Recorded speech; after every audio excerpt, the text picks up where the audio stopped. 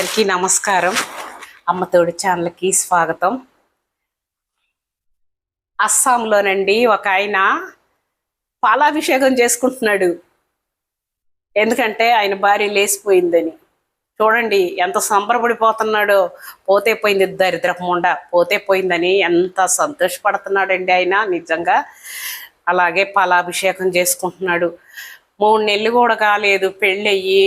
నమ్మకంగా తీసుకెళ్తా నదిలోకి దోసేయటం ఏమొచ్చింది మీకు? నిజంగా మీకు ఇష్టం లేకపోతే చేసుకోబాకండి, పెళ్ళిళ్ళు చేసుకోబాకండి. ఇష్టం లేకపోతే వాడు ఇష్టమైన వాడితో లేసి వెళ్ళిపోండి, లేకపోతే చచ్చిపోండి, పీడ పొగ తెగిద్ది. అంతేగాని ఏ తల్లిలో కన్న బిడ్డని మీరేంది చంపేది? నమ్మకంగా చేసుకొని మిమ్మల్ని ఇంత ఇష్టంగా వస్తుంటే ఇలాంటి పనుల నిజంగా మీరు నమ్ముతారో లేదో. నాకైతే నా అలాంటి పెద్దవాళ్ళకి చాలా అసలు ఆశ్చర్యం కలిగిస్తున్నాయి అన్నమాట. ఒక్కొక్కటి వింటుంటే అసలు మా కాలంలో ఇలాంటివి లేవండి. భర్తలను చంపేసేది ఏంటండి?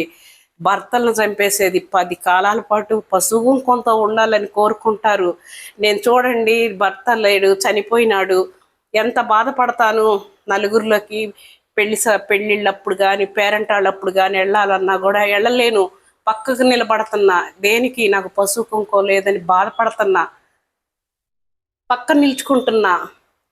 కనీసం అసలు ఎలా చంపేస్తున్నారు భర్తల్ని, ఏ విధంగా చంపేస్తున్నారంటే రకరకాలుగా. ఆ ప్రియులతోటి వెళ్ళిపోవచ్చు కదా, ఎందుకు చంపేది? ఆ తల్లి కడుపు కోత ఎంత, వాళ్ళ తల్లి కడుపు కోత జీవితాంతం ఆమె బ్రతికినంత కాలం పాపం చాలా బాధపడుద్ది కదా ఇది తలుచుకొని. వాళ్ళకి తలకరువులు పెట్టాలండి. తల్లులకి, తల్లిదండ్రులకి, పిల్లలకి పెట్టాల్సి వస్తుంది తల్లిదండ్రులు. నిజంగా అండి, ఒక మగ పిల్లల తల్లిగా నేనైతే చాలా బాధపడుతున్నా. అయ్యో అనిపిస్తుంది. ఈ ఆడవాళ్ళు మనసులో కత్తులు పెట్టుకొని ప్రవర్తిస్తున్నారు. మీకు ఇష్టం లేకపోతే వెళ్ళిపోండి, అంతేగాని ఎందుకు చంపేది? ఎందుకు? తర్వాత ఇమ్మీడియట్గా దొరికిపోయేది జైల్లోకి పోవటం అవసరమా మీకు? ఇష్టం లేకపోతే చెప్పండి, మీ తల్లిదండ్రులకి చెప్పి అలాగే ఒప్పించుకొని పెళ్ళిళ్ళు చేసుకోండి.